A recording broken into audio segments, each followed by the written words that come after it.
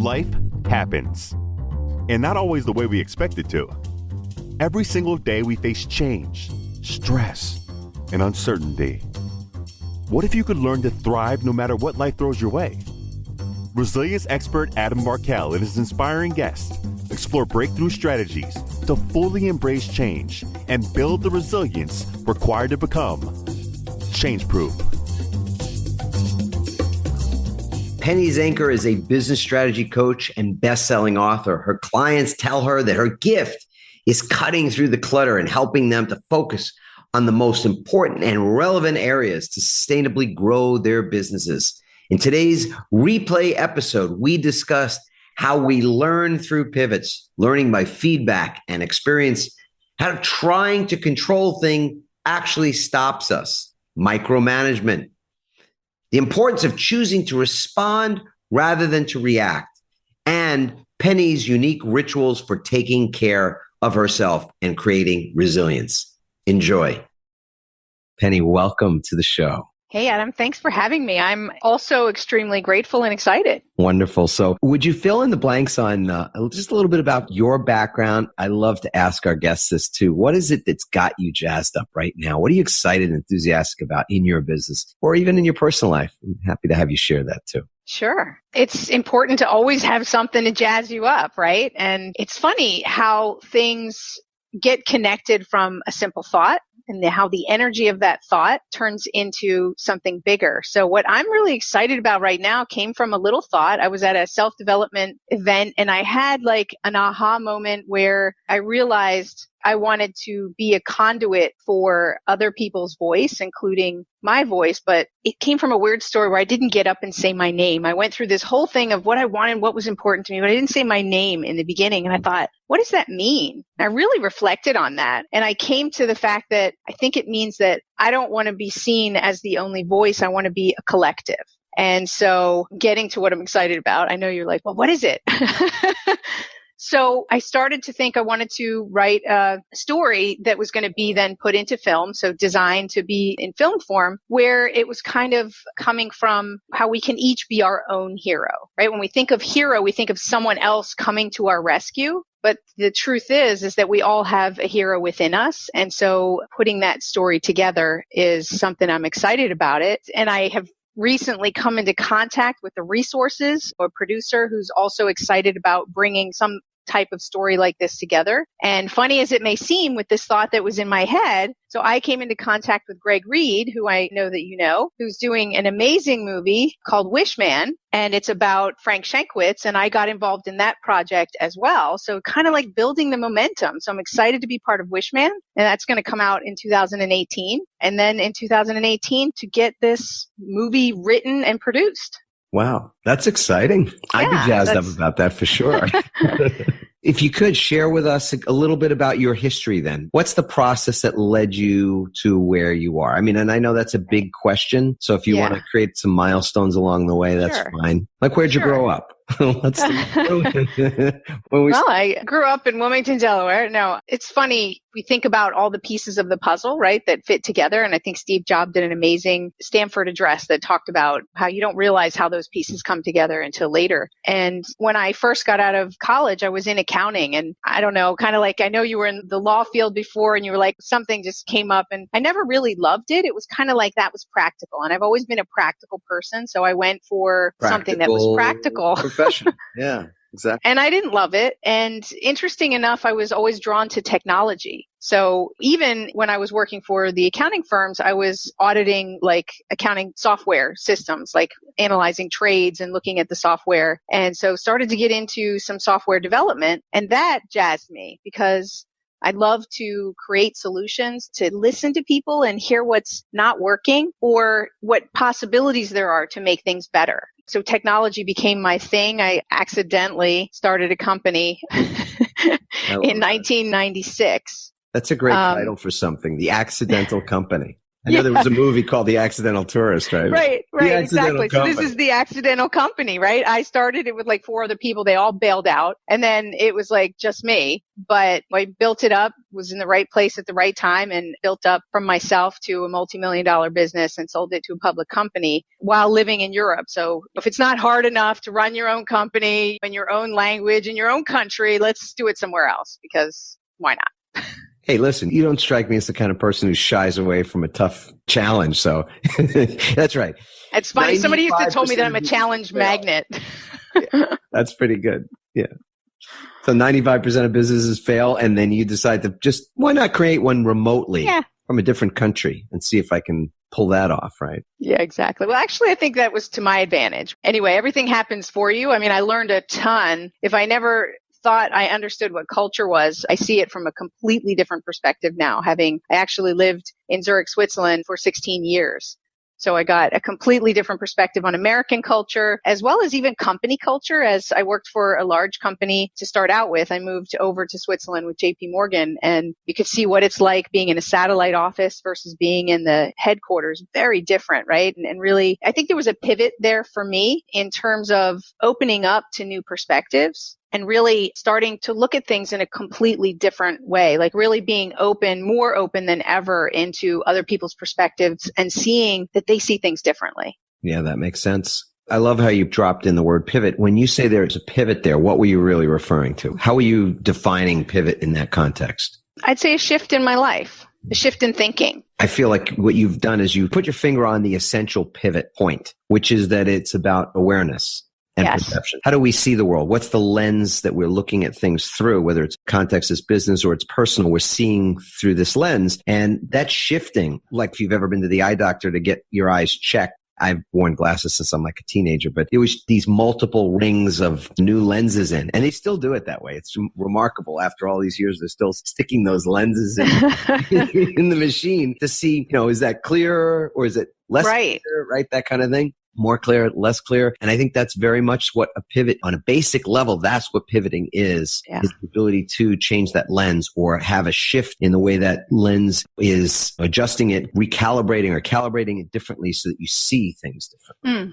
And so going to Europe and working for a European company and being a part of a European company's culture changed the way you perceived business. Is that correct? Yeah, absolutely. The way that I perceive business, the way that I perceive people. I think that it wasn't only in one context, right? It really opened it up to all contexts and areas of my life. Bridge us from that point to you came back to the United States. So you ended up coming back and doing other things. So walk us through that path a little bit. And then along the way is another significant pivot. I know there have been several pivots. You could pick any one of them. The people who are watching and listening to this are used to sometimes the messiest of the stories, because often that's the one we try to hide or keep, or maybe you don't feel like it's an area that we want to share even. I've had a lot of people get quite vulnerable on this show speaking about some of those things because they learned so much through the process. And now it's their gift to be able to share that learning with other people. And I think it's just really beautiful. We're not judging ourselves by the pivots or those opportunities we've had to learn from feedback, let's call it. Yeah. Totally. Well, I'll see how messy I can get. Be as messy as you want. That's the point. I guess the challenge is there's so many pivots in our lives, and I'm open to share them. I actually share a lot of my personal stories in my book because I feel that it helps people to connect to theirs, right? So I totally appreciate the stories. So I think if we were going to go chronological, one of the pivot point that comes out is, so when I did start my own business after leaving JP Morgan, I ran that business for a number of years and it ran me. There I can be messy and be honest in the context of I had no idea what I was doing. I was just a couple of years out of school, worked at a big company, working in a small company and doing everything and wearing so many hats was crazy. And I have this some people have it, some people don't, but I take things very seriously. I'm a very responsible person. So integrity is really important. If I say I'm going to do something, I do it. Or if I make a commitment, I'm all in to make it happen for the most part. And so with my business, I took on way too much, like I'm sure everybody can appreciate who's an entrepreneur. And because I take things so seriously, I think that's part of what was also killing me in the context of I couldn't let go of things. I'd work 24-hour days because I was also doing application development. And God, it takes so long to get like problem happens and then you've got to fix it. And then there's another problem. So debugging something, I just couldn't let it go. I couldn't stop without fixing it. Yeah. So it's you like were a in, compulsion. You were in the tech space. Is that correct? I did. That's the type of company that I started, was a technology company. Yeah. Got it. Yeah. So you couldn't let go of it. I couldn't let go. And this wasn't my history. Like here, I was an accounting major, right? And kind of got into technology without the formal background. And anyway, so I had an awareness point where I was like, well, I can't do this anymore. So instead of what smart people would do is learn how to let go, I thought I would just sell the company. And it would change if I went to work for a bigger company again, right? Everything would be better. So I sold the company. That worked great. It was half decent timing. But where the pivot comes in is I went to work for a large market research company that owned a number of other companies, direct marketing companies and so forth. And they hired me to be chief technology officer at their direct marketing arm. And I thought, this is great. I'm going to a 9-to-5 job. They've got loads of money behind them, so I don't have to worry about where the next paycheck is coming from and all the things that we tend to worry about as entrepreneurs, going from paycheck to paycheck with paying our people and all of that. So I thought this is going to be easy. So 2 weeks before I start, I was brought into a reorganization. And I was given my boss's job, who was responsible for the holding company, which was responsible for 5 companies across 4 countries. And as I was in Zurich, Switzerland, they moved me to an area that was only German speaking. So now my first day, I'm going to fire 50 people in a foreign language, and I'm going to manage this much bigger organization than I've ever been responsible for. And so it didn't take me long before I was completely overwhelmed, overloaded, questioning myself, whether I was right for this, whether I have the skills, totally in a funk and completely stuck in a rut. And so I went into my boss's office, and the pivot came with what he said to me. I went into his office and I said, Peter, I'm just not the right person for this position. I thought I was taking on something else, and this is just way too big for me, and I'm out of my league. And he said, listen, Penny, I interviewed you really thoroughly, and I watched you, how you structured things, how you made decisions. He said, I hired you to make decisions, and what you do with the rest of your time is up to you. At first, I didn't appreciate the brilliance of that. I thought, what? But when I let that sink in, it was a real pivot point for me, because I was thinking so tactically and operating at such a low level.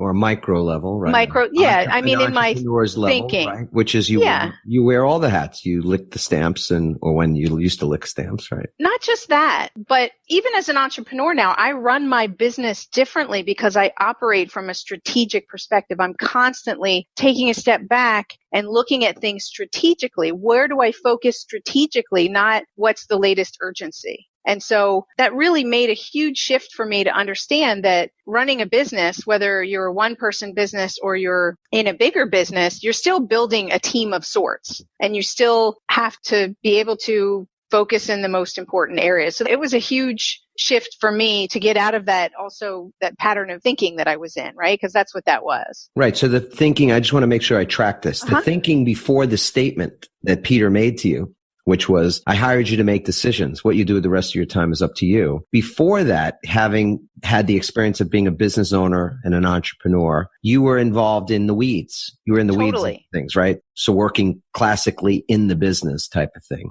In the business, micromanagement, like because of that sense of responsibility, I needed to control it. And everything stops when you try to control it. People stop. Things don't work. You have to direct it and not control it. So just some huge lessons as to how to think differently. Beautiful.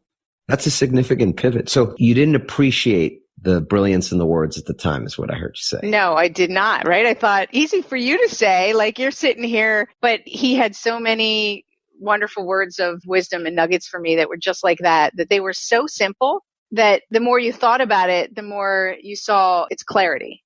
Beautiful. Sometimes the most important messages are the simplest and the shortest, right? They don't have to be like these big things. Mm-hmm. So to me, my inclination is to ask where you applied that or how you applied that. So I applied it in the way that I managed people going forward, is giving them responsibility and authority to bring their genius to their tasks, to make sure that I clearly communicated vision and then created more of a collaborative environment, created more ownership from the people, because I think that gave me a sense of freedom of knowing they were part of it. Therefore, people support what they create. So then I felt more comfortable to be able to let go and leave it in their hands. And, I had to bite my tongue a few times and stay out of it when I wanted to get in it. But I've always been kind of good at stepping back and reflecting upon myself. And so as you do it more and more, it's like a muscle. So you recognize things before you actually make the mistake after time, right? First, you make the mistake, and then you're like, I just made a mistake. And then I shouldn't have said that to them. I should just give them the flexibility, or that was whatever. And then after time, you hear it in your head before it actually comes out, and you catch it and you're like, nope, I'm not going to say that. So I've started to get better at catching it before it comes out and then just letting it go, kind of like a yoga practice, right? You let that thought come in and then you go, okay, that's interesting. I could do that, but I'm not gonna. And you let it go. Yeah, that's beautiful. It's a practice. Now, we haven't talked about practices, but it sounds to me like you developed some new practice, some new habit around the way you were taking in information and processing it before you react or respond to it. You trained yourself to respond versus react, in the sense that reaction might have been sort of leaning on what was familiar, which was the micromanagement. Versus the response being something leaning toward something that required you to have faith in something new that made sense to you, that you wish to adopt, that was different, which is a pivot to make that kind of a change in not only your mindset, but then ultimately what it led to an action form for you. Is that accurate? Yeah, absolutely. And I think it developed over time, but I think it was a question that I kind of ask myself when something happens to check in on how I want to respond. And it's very simple. And then later somebody used it in a process and I was like, that's it. Like sometimes you don't know what you do until someone else presents it to you and you're like, yeah, that's my strategy. So ever since my father passed away when I was young in an accident, I was 18 and he was traveling on vacation. And I think it was ever since that moment that I asked myself, what does this mean? Because I could have dealt with his death in a lot of different ways. And I think that in anything that we do, it's an unconscious question that we ask ourselves. And the more conscious of it that you become, that you can choose other meanings. So my brother laughs at me, but I always choose the meaning that best supports me, that puts me in a good mood and that is good for me because I can. And I think that really came from when my father passed, because I can remember doing it ever since then. And I think it was a conscious choice that I took then. So I'm going to repeat the question so everybody gets it, which is a really powerful question. And that question is, what does this mean? Yeah. And it's so interesting because right behind me, I have a list of different questions or statements or things that in the time that I'm called to pull them out and use them and, for teaching or for a reminder for myself, I do. And one of those questions is, what am I making this mean? So it's interesting because your question is, what does this mean? And that puts you in a space of, among other things, curiosity. Yeah. And then here's the kicker. So I learned this from Steve Linder, who teaches NLP. And this is where I realized that was the question. And then the kicker is, just like Byron Katie does, you ask it again and again, right? Because then that's where you get the other perspectives. What does this mean? The first answer that comes up is going to be often not a great one. So you have to keep asking it to get a little deeper into what does this mean? What else could this mean? And then you really open up to options to make a choice. Exactly. And that's what, to me, the way I interpret that other question, the one that, what am I making this mean? It's the discovery of something internally, something even on a programming level has us create meaning around things. So we're meaning making machines. And so there's the objective, what does this mean? And then there's the, what do I make this mean piece. Yeah. So that's fascinating. So what I'm hearing you say too is that you use this, you've been using this ongoingly ever since, and that's a part of your pause, your healthy pause before you react. You respond differently because you've asked the question internally, what does this mean? Yeah, absolutely. And then those other pivots that built on top of it helped me to be that much more flexible in that practice. Yeah. That's fantastic. Really useful. I'm getting a tremendous hit out of what Penny is sharing. I think this is really valuable. And on the level of both, I'm a fan of integrating business development conversation with personal development conversation. Me too. Yeah. So very cool. So we're in that space. We're in the soup. In the soup. I like that. That's a good expression. We're in the soup.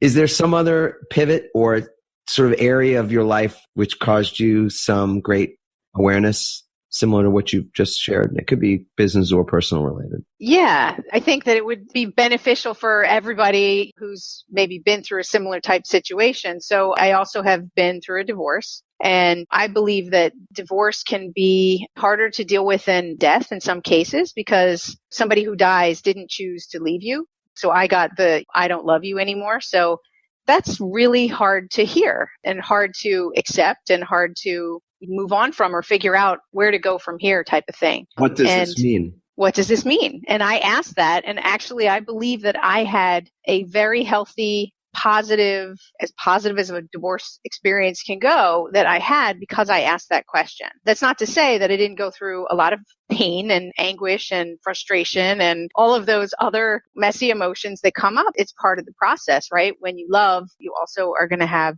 part of love is pain. But I do believe when we can ask that question, it did shift me. One of the big, let's say, distinctions or pivot points in that was I had always, like, whether it was my mom or whether it was my ex-husband, that I was always rewarded for achievement. And so I kind of had connection with achievement and love, that if I would achieve, I would be loved. Because one of the reasons, or it was just timing, but it brought up an understanding for me, was I was being offered the CEO position of that market research company. My boss was retiring and he wanted me to stand into that role, and I declined it because I have at that time had a 1-year-old and a 3-year-old. And it just wasn't juicing me. I know I can do the job, but that wasn't what I wanted to see my next 5 or 10 years with. And my ex-husband was disappointed. Well, I don't feel like I have anything that I can give you anymore, mentor you, that it was about achievement.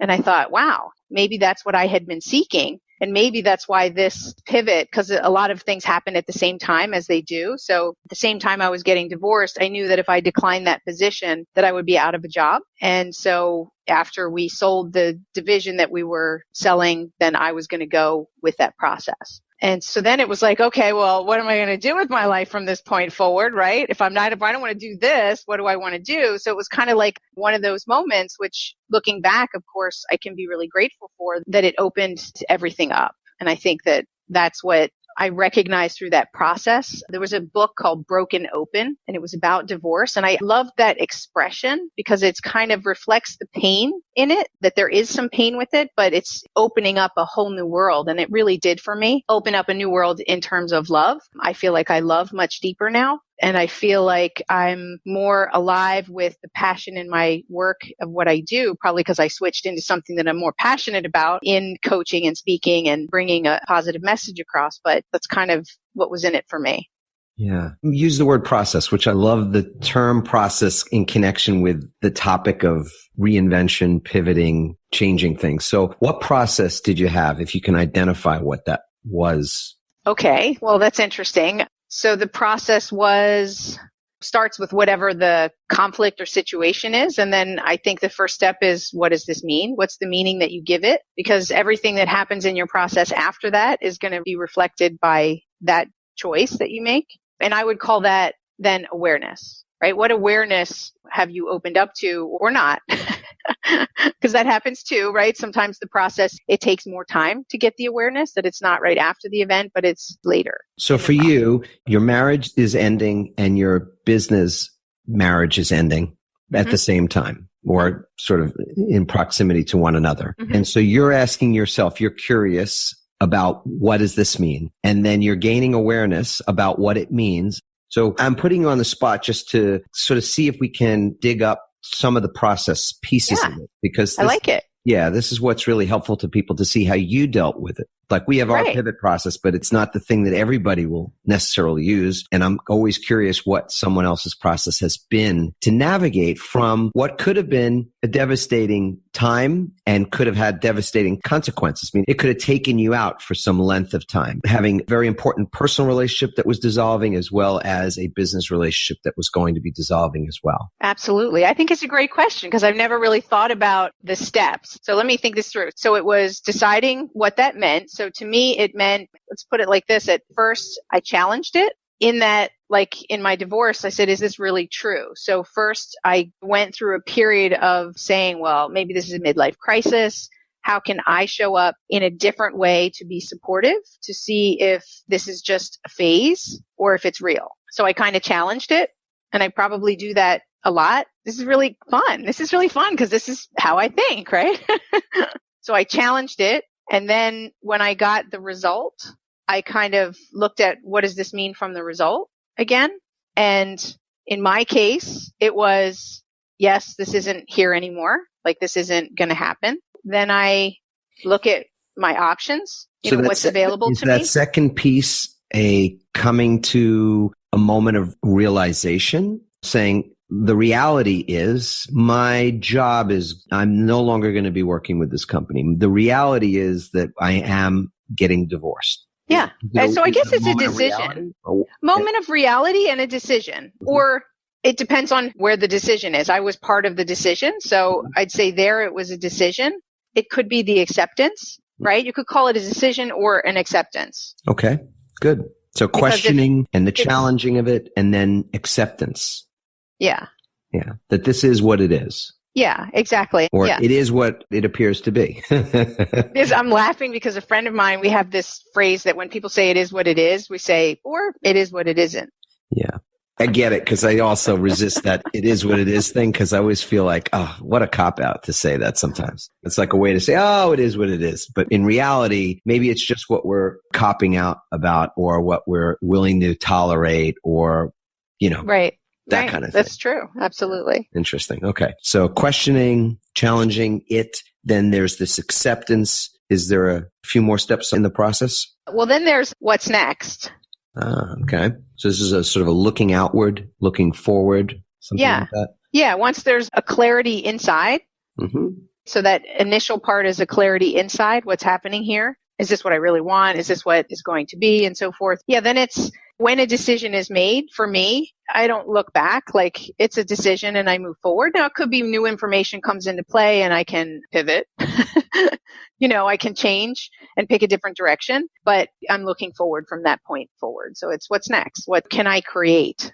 Beautiful. So Randy, my wife, she loves to ask this question. What's the creative opportunity? So that what's next is that the opportunity that's on the horizon. And so you said that, you asked that question, and then what was the process from there? Did you get an answer right away? Did you try some things? What did that look like for you? I almost always try some things. I always call it, I plant some seeds and I water them and I see which ones pop up and which ones I like to water and which ones get dry.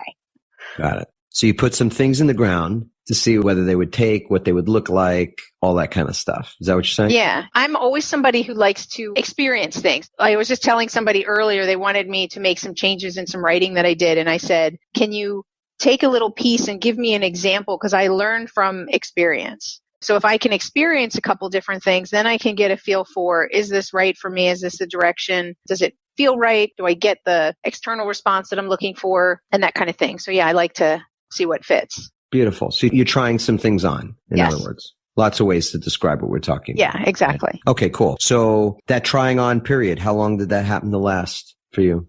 In that context, not that long. I'm pretty like to move through the phases quickly.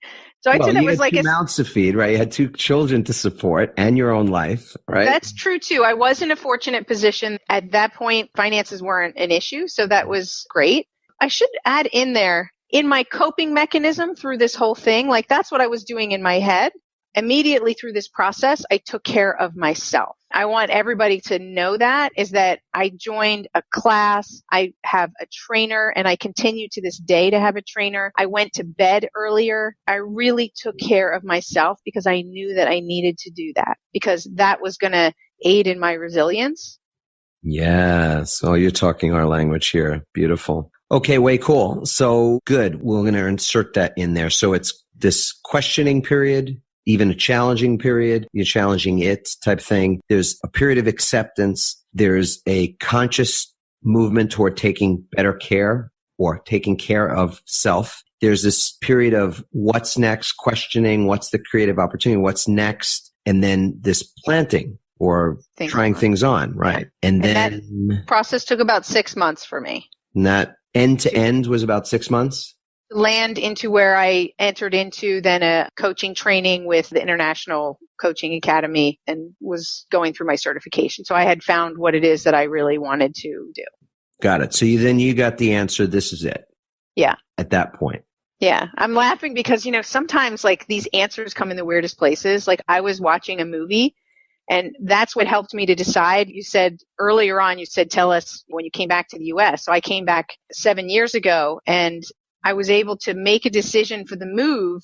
And some of this process was supported by I'd see a movie and something in the movie that had nothing to do with that spoke to me in a way that gave me clarity that said, that's it. That's what you need to do.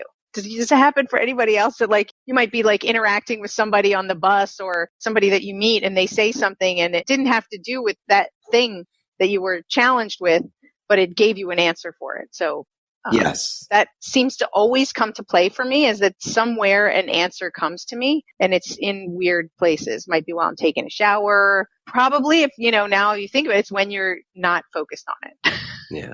It's interesting. I don't ascribe to the belief that there's anything random in the universe. So right. I just feel like when those things happen, it's synchronistic, call it whatever you want, but it's the seeing there's just relevance and connection points to things that would seem to be random if you believed in randomness. And if you believe in everything being connected on some level and oneness, then for sure, it makes total sense that you would get that awareness. Yeah.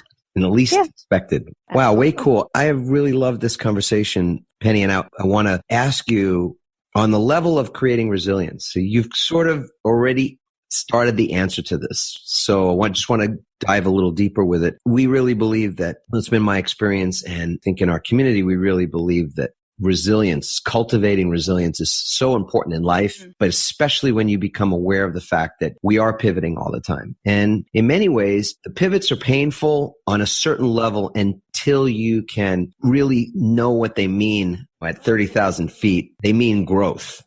They mean our evolution versus not pivoting and playing it safe or just having the status quo be the thing that we put our energy into, creating safety, not making mistakes, so that ultimately we can get to the end of the line, having made the fewest mistakes and having had sort of the straightest path. But I really believe that what Henry David Thoreau wrote so long ago, that everywhere people lead lives of quiet desperation, that's really the greatest pain body in our world is this fear-based way of living so as to avoid making mistakes, so as to avoid pain. So pivoting involves pain. There's no two ways about it. But through that pain also comes this grand opportunity for growth.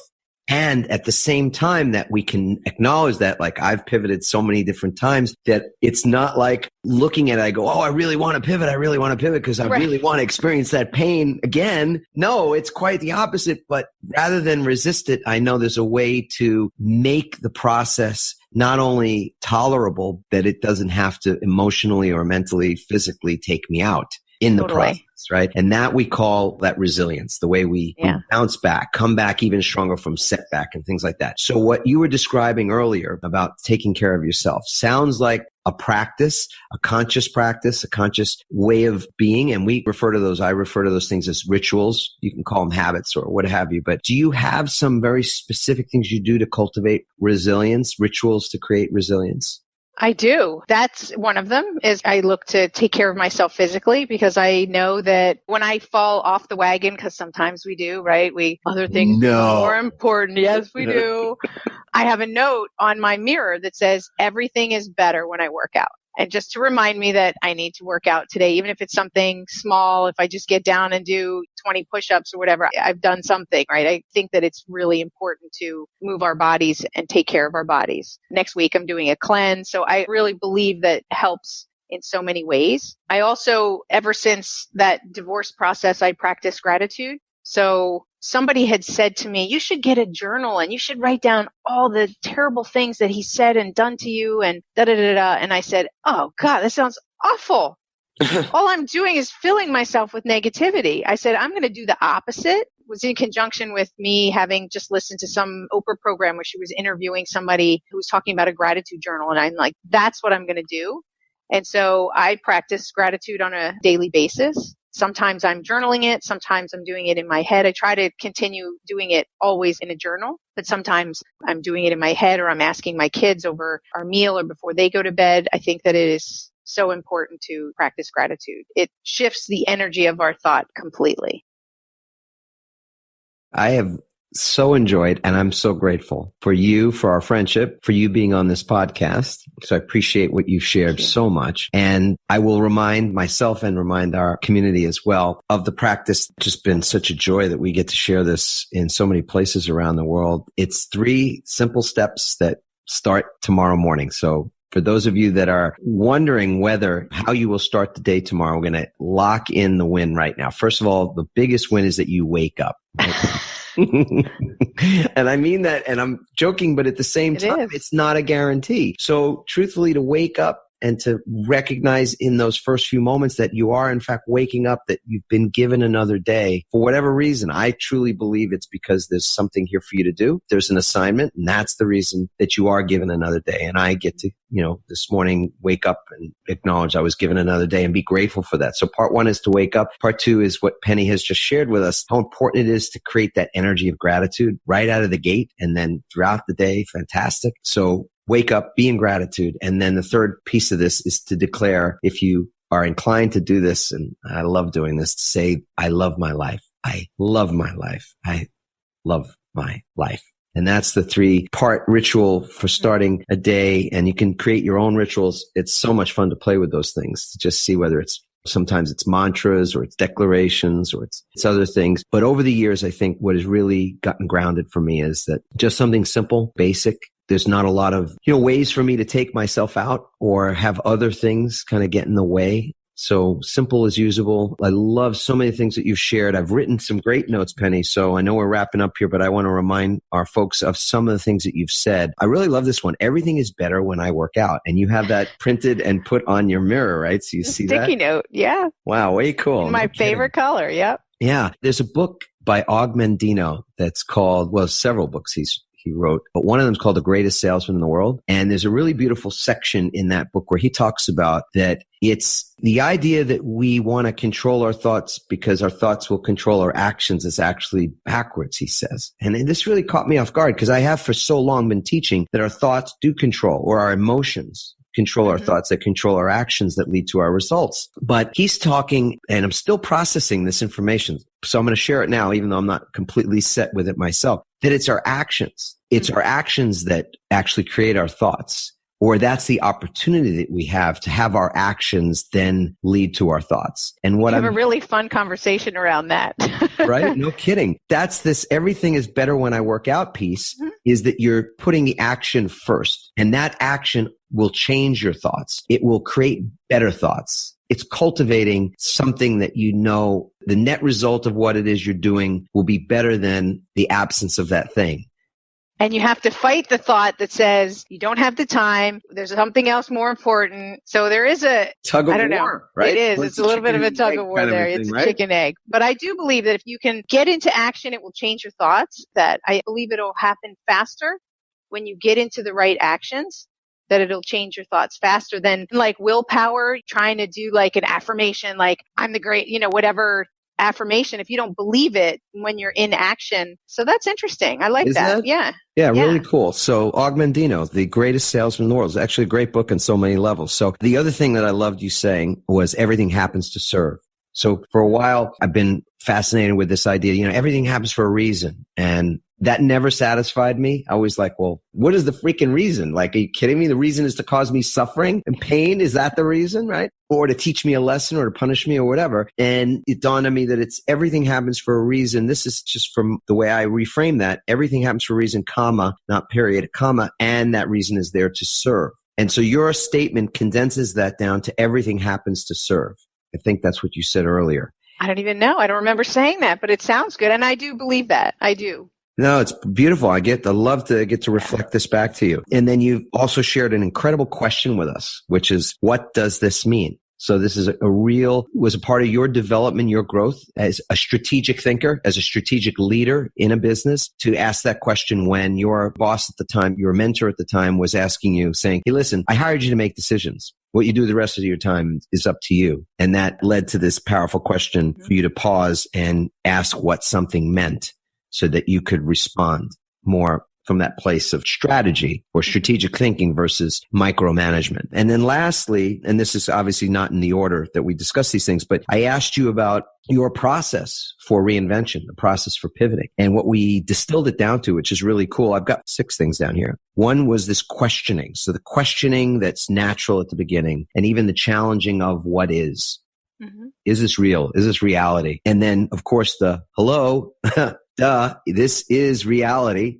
That leads to something that we call acceptance, which is also what creates peace, I believe. When we can accept, acceptance leads to peace. So you're in this place of acceptance. And then again, I'm not sure this is the exact order of it, but you're focusing on self-care. So step 3 is self-care. So step 1 is questioning. Step 2 is acceptance. Step 3 was focusing on care of self. Step 4 was asking the question, well, what's next? So what is the creative opportunity there? Step 5 is trying things on so that you can establish, what do I want the new normal to look like? But I'm going to try some things on and see what fits. And then lastly, step 6 was, well, this is it. You found something. You said, okay, now I'm going to put my stake in the ground and take a stand for this thing, which ultimately became you being a speaker and a world-renowned author and trainer and all that, and coach. So in the last couple of moments that we've got here, would you share the title of your book and where it is people can find out more information too, if they would love to just follow you and learn more?